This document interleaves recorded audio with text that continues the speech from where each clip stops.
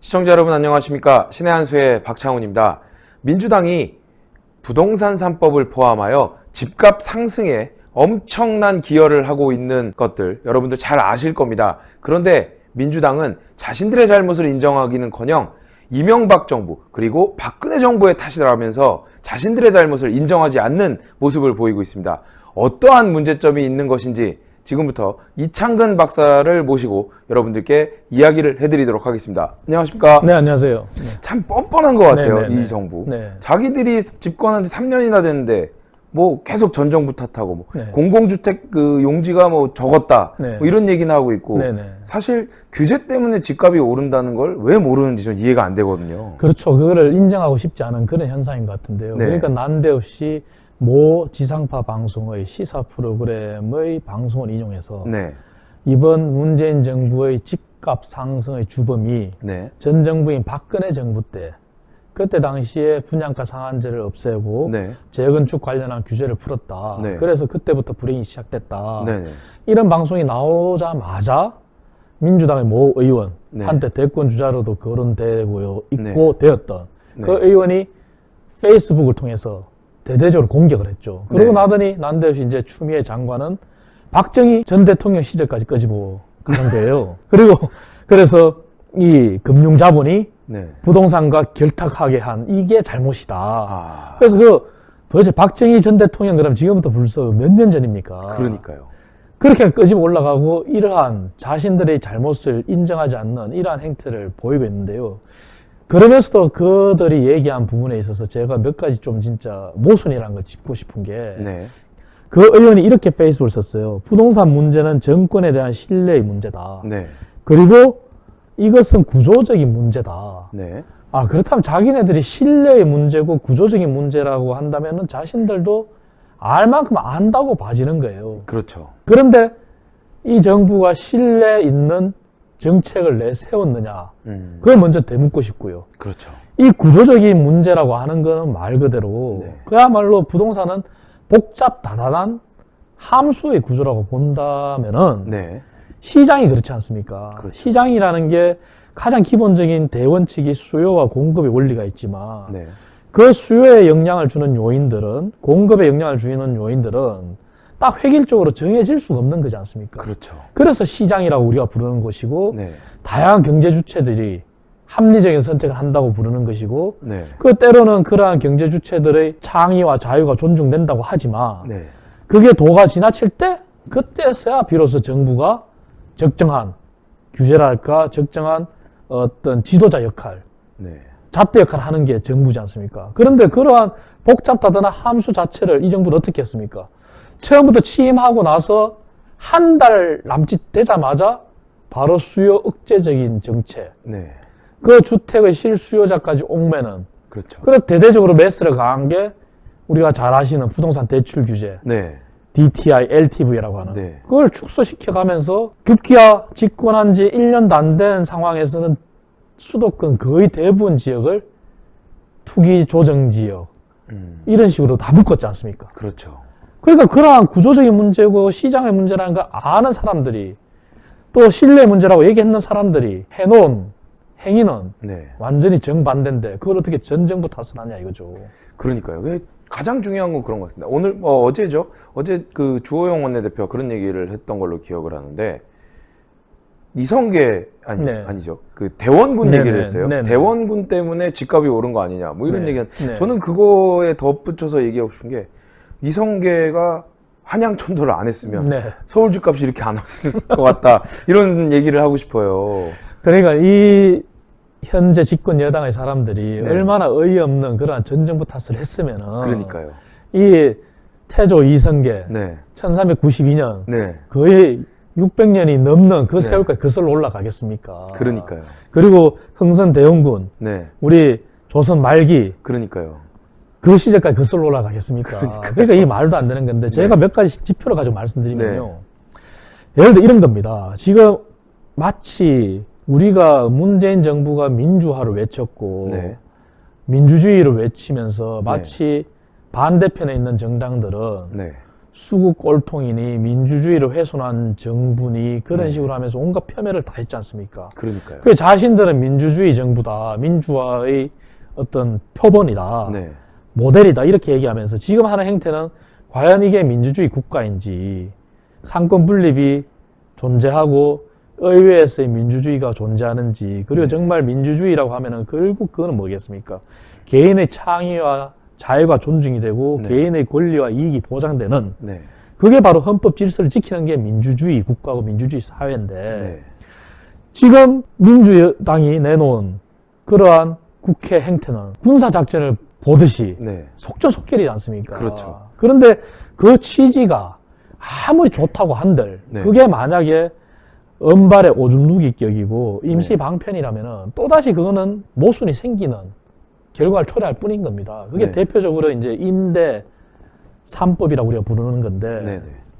물론 임차인을 보호한다, 세입자를 보호한다, 전세 가격을 잡겠다, 그리고 이들이 거리로 나앉거나 전세 자금을 구하지 못하는 그런 걸 막겠다고 해서 도입하자는 취지를 반대하는 건 아니에요. 네. 분명히 그 취지는 좋다 이거예요. 그런데 그렇게 했을 때의 모순점이 뭐고 문제점이 뭔지를 우리가 다 올려놓고 제대로 된 정책을 해야지만 임대인 중에서도 아까 말씀드린 것처럼 네. 악덕 임대인도 있지만 고령자 임대인, 네. 그 임대 수익으로 남은 여생을 살아가는 그러한 선의의 임대인도 존재하는 것이고, 네.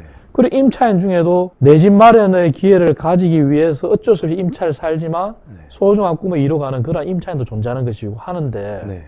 그러나 복잡 다단한 시장의 함수에서 정부가 천편일률적으로 통과시켰으면 어떤 문제가 생기냐. 이거는 마치 2+2라고 하지만 4년 후에 어떤 전세 대란, 전세가 폭등이 올지 모르는 단지 시기를 연장시킨 거에 불과하다는 거죠. 그거를 전 정부 탓을 하니까 이 정부의 집권 여당이 비교를 해보면은 박근혜 정부 때도 물론 전세 대란이 있었습니다. 그렇죠. 근데 그때 전세 대란의 원인은 뭐였냐면은 너무나 초저금리였어요. 그렇죠. 왜냐? 이명박 정부 때 우리나라의 두 번째 경제 충격이라고 하는 금융위기를 겪었지 않습니까? 네. 글로벌 금융위기를 네. 겪으면서 경기가 침체되고 이렇게 경기가 살아나는 과정에서 그래도 안정적으로 경기가 살아난 건 아니었어요. 그러다 보니 금리는 초저금리를 계속 유지하고 있었고, 그러한 반대급부로 시중에 유동자금이 갈 데가 없었던 거예요. 그러다 보니 전세 자금을 받아도 임대인 입장에서는 역마진이 생길 수도 있는 거고, 그러다 보니 시장에서 그런 거시 경제 영향 요인 때문에 전세가 반전세, 월세로 돌아선 거예요. 그래서 박근혜 정부 때는 그러한 시장 원리를 존중해서, 그래서 타겟팅하고 내세운 정책들이 행복주택이었고, 그렇죠. 뉴스테이라는 게 나온 겁니다. 네. 그거는 철학이 있었어요. 부동산은 소유의 개념보다 거주의 목적으로 가자. 그리고 네. 이미 시장이 거시경제 원리에 의해서 초저금리 상황을 탈피하기 위해서 집주인들이 네. 반전세, 월세로 내놓는 거를 네. 존중하면서 정부가 어떤 그러한 시장을 역행하는 게 아니라 그러한 시장의 움직임을 가이드라인을 제시하면서 마중물을 하면서 네. 월세 살되 내 소득이 감당할 수 있는 월세 수준을 유도한 겁니다. 그게 바로 행복주택이었고 뉴스테이 정책이었어요. 네. 그러다 보니 시장에서도 반전세, 월세로 했지만 그 월세 가격이 폭등하거나 그런 게 아니었다는 거죠. 그렇죠. 그게 바로 박근혜 정부의 시장의 원리를 존중하면서 시장의 움직임과 거시경제의 움직임을 존중하면서 정책을 맞춰 나간 거예요. 네. 그런데 이 정부는 그게 아니라 무조건 임차인을 보호하겠다, 명분은 좋지만 네. 때려잡겠다는 식으로 하니까 현장에서는 아마 앞으로는 온갖 임차인과 임대인의 분쟁이 그렇죠. 불보듯 뻔할 것이고, 그것은 또 다른 우리 사회적 비용이 네. 초래되는 거죠. 그리고 4년 후에 전세값이 얼마 폭등할지 모르는 겁니다. 그렇죠. 지금. 근데 그러한 걸 해놓고 이제 전 정부 탓을 한다? 전 정부의 정책과 자기들 정책 정확히 비교해보라는 거죠. 네. 시장의 원리를 정말 존중하면서 정부가 했는 건지, 네. 그걸 무시하고 했는 건지 차이가 나는 거죠. 그리고 또 있습니다. 박근혜 정부 재임 시기 네. 2013년 3월부터 2017년 4월까지 아파트만 볼 때 네. 아파트 가격 지수라는 거를 국가기관에 관해서 한국감정원에서 공공기관에서 발표를 해요. 네. 박근혜 정부 때 보면은 서울 지역의 상승률은 지수로 봤을 네. 때 17.2예요. 네. 그런데 문재인 정부 들어와서 2017년 5월부터 2020년 4월까지 서울 지역의 아파트 가격 지수의 상승이 40.7이에요. 2배가 넘어요. 그러니까요. 그리고 우리 흔히 말하는 동남권, 네. 강남, 서초, 송파, 강동까지 이어지는 네. 서울의 동남권. 박근혜 정부 때는 18.4예요. 지수 상승이. 네. 문재인 정부에는 38.5예요. 그런데 역설적으로 네. 지방도 그냥 우리가 지방은 이미 세태 도시라 그래가지고 네. 지방의 우리 도 단위의 시군들은 인구가 줄어들고 있는 그런 걸 겪지 않습니까? 네. 그런데 그런 곳을 놔두고 우리 광역시만 볼 때도 네. 6대 광역시, 서울하고 세종을 뺀 네. 6대 광역시를 볼 때 박근혜 정부 때는 오히려 그 지역들의 아파트 가격 지수 상승이 19.5였어요. 아. 문재인 정부는 5.9에 불과해요. 아. 이 얘기는 뭐냐 하면 역설적으로 박근혜 정부 때의 시장을 존중한 부동산 정책이 네. 오히려 서울과 동남권, 강남에만 쏠린 그러한 집값 상승을 가져온 게 아니라 네. 네. 집값이라는 건 자산이라는 거는 감가상각이 일어나지 않는 이상 계속 어느 정도 계속 소폭이라 계속 올라가는 게 그렇죠. 상식입니다. 그렇죠. 물가 상승을 예. 하니까요. 그래서 그게 오히려 박근혜 정부 때는 골고루 네. 역설적이지만 표현을 하기가 참 그렇지만 역설적으로 지방이 활기를 띄었다고도 볼 수 있는 거예요. 그러니까 지금 뭐 말씀하신 게 17%, 그리고 예. 동남권이 18%, 그리고 나머지 6대 광역시가 6대강은 19.5. 19.5라는 얘기는 네.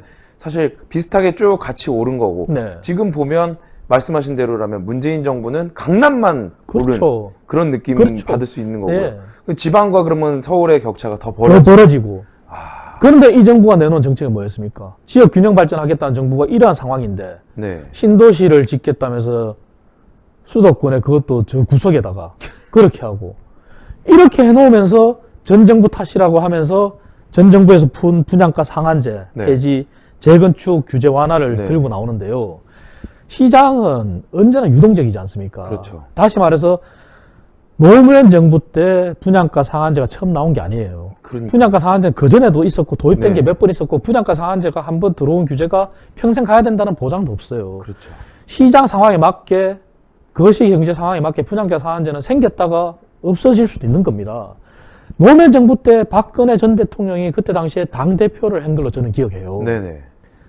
찬성해서 그때 당시에 한나라당도 분양가 상한제 찬성했고 분양가 상한제 입법을 같이 한 걸로 저는 알고 있습니다. 네네. 그러다가 이명박 정부 때는 노무현 정부 때의 지금 문재인 정부처럼 수요 일변도의 샥을 주다 보니 시장이 이상하게 반응을 했고 분양가 상한제를 도입했음에도 불구하고 집값 상승이 너무 커서 네. 이명박 정부 때는 공급에 샥을 준 거지 않습니까? 그러니까요. 그래서 수요가 있는 곳에 공급을 한다고 해서 네. 서울에 대규모 뉴타운을 건설하고 네. 재건축 재개발을 대규모로 해가지고 공급에 샥을 줘서 집값이 안정화 됐지 않습니까? 네.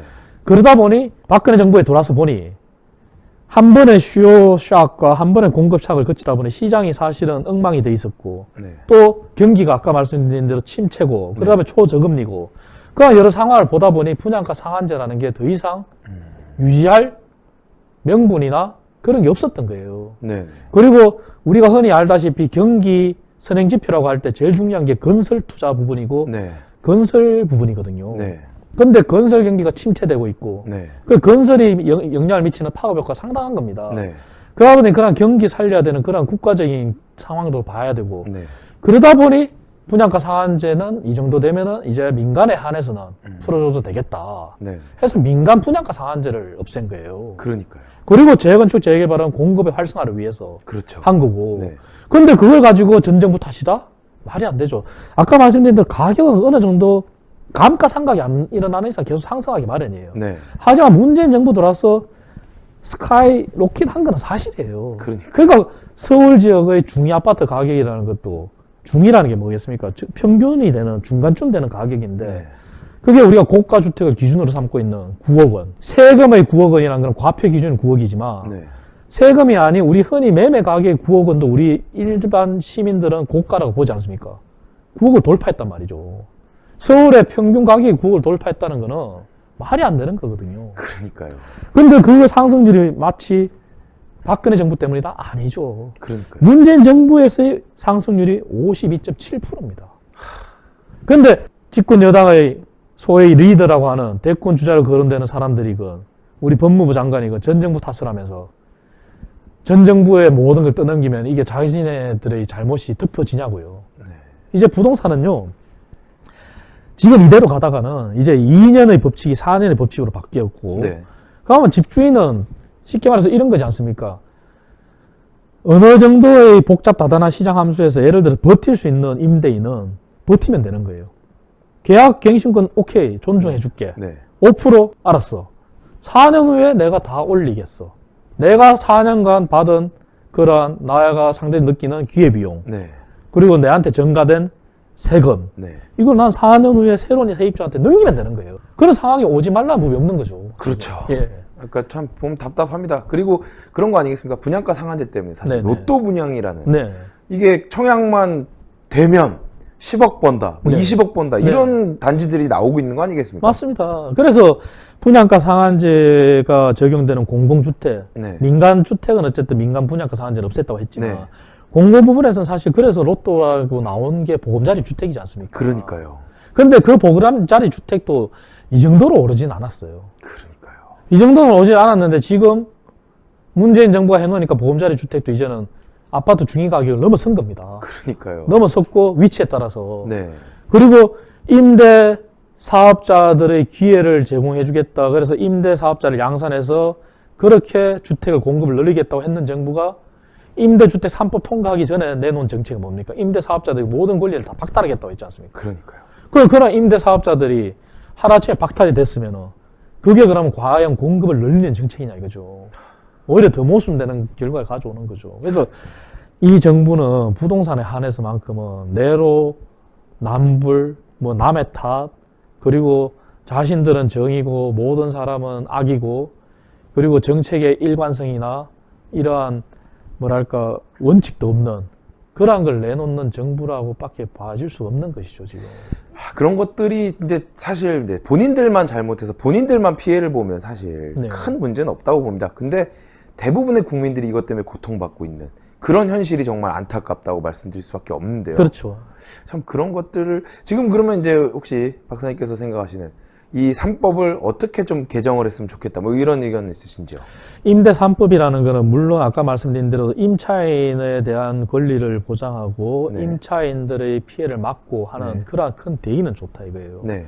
그러니까 대의는 좋지만 이게 너무나 뭐라 그럴까 헌법에도 위배되는 사유재산권 침해 요인도 있고, 네. 그리고 아까 말씀드린 복잡다단한 함수에서 임대인의 유형도 너무나 천차만별인 거예요. 네. 가령 그가 유사한 사례가 될 수 있을지 모르겠지만 우리가 종부세 할 때도 네. 왜 종부세의 예외 조항으로 고령자에 대한 부담을 완화하겠습니까 우리가. 연금생활자를 그렇죠. 위한 그런 거고. 그러니까 임대사업자 중에서도 임대사업자가 아니라 하더라도 네. 이미 문재인 정부는 임대사업으로 한 채 가진 사람도 다 임대사업자로 등록하라 그랬어요. 네. 그러다가 이제 임대사업자는 다 없애겠다고 했어요. 네. 그러면 임대인 중에서도 그러한 종부세의 고령자 임대인처럼 네. 그러한 유형의 사람들이 너무나 많이 존재한다는 거죠. 네. 그리고 임차인 규정도 보자 이거예요. 임차인도 예를 들어서 문재인 정부는 천편일절 무조건 하겠다 그러는데 예를 들어 우리 갓 대학 졸업한 우리 청년들이 대기업의 평균 연봉이 예를 들어 3,500, 4천만 원 정도예요. 그러니까 세전으로 한 달에 400만 원 남짓 받는다 이거예요. 네. 400만 원 채 안 되죠. 근데 반절세라 그래가지고 보증금 몇 억에 네. 월세 300만 원 내는 임차인과 전세지만 네. 전세 가격이 수십억대, 네. 수십억도 안 되더라도 십몇억 하는 네. 그런 임차인과 아까 말씀드린 박근혜 정부에서 시장을 존중하면서 시장에서 월세가 급격히 상승 안 되도록 정부에서 마련한 게 바로 행복주택과 네. 뉴스테이 같은 그런 월세 주택이지 않습니까? 네. 장기 안정적인 월세. 네. 거기처럼 보증금 얼마에 월세 30만 원, 50만 원 내는 이들 계층과 같이 놓고 볼 수 있냐 이거죠. 그러게요. 그러니까 임대인의 유형도 다르고 임차인 유형도 다른 거예요. 근데 지금 문재인 정부 임대 3법은 여기에 대한 예외 조항이나 이런 건 전혀 없어요. 그러면서 마치 또 다른 불법을 오히려 양상할 수밖에 없는 그런 모습을 담고 있는 것 중에 하나가 예를 들어 이런 겁니다. 임대인이 내가 살겠다고 들어가서 내보내면은 이번에 급격히 날조된 법에 적용을 안 받아요. 네. 근데 내가 들어가서 살진 않아요. 임차인은 내쫓았지 않습니까? 네. 그러면서 이 집을 팔아버려요. 그러면 이게 과연 봉급에 플러스가 되는 거냐 이거죠. 마이너스가 되는 거지 않습니까? 그렇죠. 근데 임차인은 저 사람 나간다고 해서 자기가 못 살고 계약 갱신을 못하고 또 다른 곳에 새로 얻으려면은 이 사람은 아마 기존의 5% 룰이 적용이 안 되는 네. 올라간 새로운 세입자니까 그러한 가격에 임차를 해야 되지 않습니까? 그렇죠. 근데 이 사람이 내 집주인이 자기가 산다고 했는데 안 살아. 네. 그래서 분쟁을 일으켰어요. 네. 그러면 이거는 분쟁의 성립이 안 되는 거예요. 현행법에는. 그렇죠. 이러한 형태가 정부가 스스로 인정하고 있어요. 그럴 경우에는 규정을 해야 할 조항이 없다고. 네. 그러니까 이게 너무나 모순되는 거죠. 그리고 이제 임대인에게 자기가 살기, 실거주를 하기 위해서 나가라고 할 경우에도 6개월밖에 기간이. 네. 그러면 6개월을 비워놓고 있다가 네. 주민등록만 거기 옮겨놓고 비워놓고 있다가 6개월 이후에 새로운 임차인을 구하는 것도 불법이 아니잖아요. 그렇죠. 그러니까 그런 모순이 너무나 많은 거예요. 그러니까요. 네. 너무나 많고 아까 말씀드린 자기가 살겠다고 해서 안 살고 팔아버려도 되는 것이고 네. 그러니까 이러한 분쟁이 앞으로 이게 너무나 큰 사회적 비용이 초래될 거라는 거죠. 그러니까요. 뭐 소송이 예, 남발할 거고 예. 그거에 따른 비용들이 엄청나게 지출되고 예. 그러다 보면 오히려 집 가진 사람 그리고 전세 사는 사람들이 서로 싸우면서 쓸데없이 비용을 지출하다 보니까 오히려 자산은 더 줄어드는 그렇습니다. 이런 결과 예. 특히나 집 가진 사람 그럼 그런 소송 비용을 만약에 물게 되면 네. 그 비용이 집값에 또 반영이 되는 거잖아요. 다 전세값이나. 정가죠. 예, 모든 걸 다 정가라겠죠. 정가라고 그리고 우리 임차인이 오히려 더 힘들어질 수 있는 상황이 올 수도 있는 거예요. 우리가 집을이라는 건 뭐겠습니까? 그래서 박근혜 정부 때 강하게 드라이브를 걸고 철학을 가지고 했던 게 소유의 개념보다 거주의 개념으로 가자. 왜 우리나라의 초저금리라는 건 이미 우리나라도 과거 7, 8%, 5, 6% 성장 시기는 지났다. 네. 그렇기 때문에 금리가 과거처럼 두 자릿수 금리 생각도 못하고 네. 아마 경제 성장률, 잠재적 경제 성장률이라고 하는 4%조차도 금리가 달성이 안 된다는 거를 그때 당시에 견지를 하고 갔어요. 네. 그러다 보니까 소유의 개념보다 거주의 개념을 돌리면서 네. 월세가 사회 전반적으로 안착이 되면은 선진국이 그렇지 않습니까? 그렇죠. 월세 사는 게 일반화된 것처럼 네. 아마 그 가격이 합리적인 수준이 되게끔 정부가 견인을 하자 이런 원칙이 있었는데 이 정부는 그런 원칙도 없이 네. 무조건 이것만 하면 다 되는 줄 아는데 오히려 임차인이 더 힘들어지는. 그래서 아까 말씀드렸지 않습니까? 이 말이 2+2지. 이제 전세가 2년 단위 전세 계약이 아니라 이제 4년 단위 전세 계약으로 사람들은 인식을 할 거예요. 그러니까요. 그럼 4년마다 전세금을 올린다고 생각하는데 4년마다 우리가 몇 억이라는 돈을 모을 수가 있습니까? 어렵죠. 셀러리맨이. 어렵죠. 그러니까 이 대란이 올 수밖에 없는 것이죠. 그래서 이거는 정말 은발의 오줌 누기격의 말도 안 되는 정책을 내놓은 것이고 그리고 분쟁을 유발하는 갈등을 유발하는 그러한 정책일 뿐인 것이고 네. 그리고 지금 민주당의 집권 여당이 얘기하는 그러한 전정부 탓은 말도 안 되는 것이고 오늘이 또 하나 7월 31일 우리 청와대 대통령 비서실 비서실장이 다 처분하고 한 채만 남기라고 하는 마지노선이에요. 오늘이. 그러게요. 내일 당장 우리 언론들이 네. 모 지상파의 전정부 탓을 하는 그러한 보도를 하지 마시고 네. 정말 이 정부의 집권 여당의 민주당 국회의원들도 다 써야겠지 않습니까? 네. 집 한 채만 남기고 다 팔겠다고 공천받을 때 네. 오늘 이후로 내일자로 정말 다 팔았는지 저는 그거부터 우리 언론이 조사를 한번 해봤으면 좋겠습니다. 그러니까요. 네. 보면 집 여러 개 갖고 있는 게 마치 죄인 양, 네. 뭐 도둑들이라고 소병훈도 이야기를 하고 정말 이해할 수 없는 이야기들이 나오고 있어요. 그러니까 네. 예를 들면 그런 겁니다. 본인이 부모님을 부양하기 위해서 경제적 여유가 돼서 집을 한 채 사서 부모님이 살고 있는데 그러면 그건 사실 1가구 1주택으로 보는 게 맞는 거 아니겠습니까? 그렇죠. 그런 것 또한 죄악으로 네. 한다는 것 자체가 전 제가 봤을 때는 이 정부가 정말 어디까지 막장으로 갈지 막장 드라마도 이런 막장 드라마가 없는 것 같다는 생각이 들거든요. 그러니까 그게 이제 그 이면에 이런 게 깔려 있는 것 같아요. 우리 법무부 장관이 집권 초기에 당대표 시절에 제일 먼저 가져 나온 게 토지 공개념이지 않습니까? 네. 그리고 수많은 민주당의 잠재적 대권 주자들도 국가 소유라는 얘기를 많이 했었고요. 네. 그럼 그 얘기는 마치 그러면서 언급하는 게 부동산에 금융 자본이 흘러 들어가는 걸 막겠다 이렇게 하는데 네. 그거는 경제의 기본도 모르는 거예요. 그러니까 사회주의로 가자는 얘기인 것이고 네. 부동산만큼은 네. 그리고 부동산도 하나의 산업을 보면은 부동산 산업이에요. 네. 그리고 더 크게 보면은 건설 산업이에요. 네. 그러면은 우리가 왜 통계청에서 국가기관에서 산업 대분류하고 중분류하고 소분류할 때 네. 부동산을 왜 분류하냐 이거죠. 산업이 아니면은. 그러니까요. 그런데 금융이 모든 산업에 흘러들어가는 것은 기본적인 자금의 흐름이에요. 그렇죠. 그래서 그게 선순환 구조로 가게끔 정부가 유도를 해야 되는 거지. 그 자체가 잘못됐다, 죄악시한다. 그래서 부동산으로 몰리는 거를 산업으로 몰아야 된다? 아니, 부동산으로 몰리는 걸 산업으로 몰아야 된다? 그럼 부동산 산업이 아니냐는 거죠. 네. 그럼 건설업은 산업이 아니냐는 거죠. 전 세계의 경제학을 공부한 사람들은 네. 너무나 저만하게 압니다. 산업 연간 효과가 가장 파급이 큰 게 건설업이라고. 네. 우리나라도 굉장히 파급 효과가 커요. 아직까지도. 네. 그런데 그거를 막고 무조건 산업으로 돈이 흘러가야 되게 한다? 그거는 그 이면에, 저변에 저는 그 집권 여당의 어떤 리더라고 하는 사람들이 정말 이 부동산을 바라보는 시각, 네. 이게 그럼 사회주의로 가자는 그런 시각밖에 비치지 않는다. 네. 그리고 자신들은 근데 또 내로남불처럼 부동산을 보유하고 있고, 네. 또 지난 정부 탓하면서 그때 당시에 분양가 상한제 폐지하고 재건축 규제 풀 때 그때 법안에 민주당 그 당시에 새정치민주연합일 겁니다. 네. 상당수가 찬성표를 던졌어요. 자신들도. 그러니까요. 근데 이제 와서 그러니까 모순인 거죠. 그래서 이 시장을 자꾸 이기려고 하고 네. 시장을 무시한 정책을 내놓는 거는 오히려 시장을 더 교란시키고 우리 시장에 참여하는 플레이어들, 네. 정상적인 경제활동을 하려는 우리 서민들이라 그럴까 중산층이라 그럴까 이분들을 더 힘들게 할 뿐이에요. 이게. 그러니까 하루빨리 인정하고 네. 과감히 모든 것을 원점에서 검토해야 되는데 그럴 것 같지 않으니까 참 상황이 더 심각한 거고요. 네.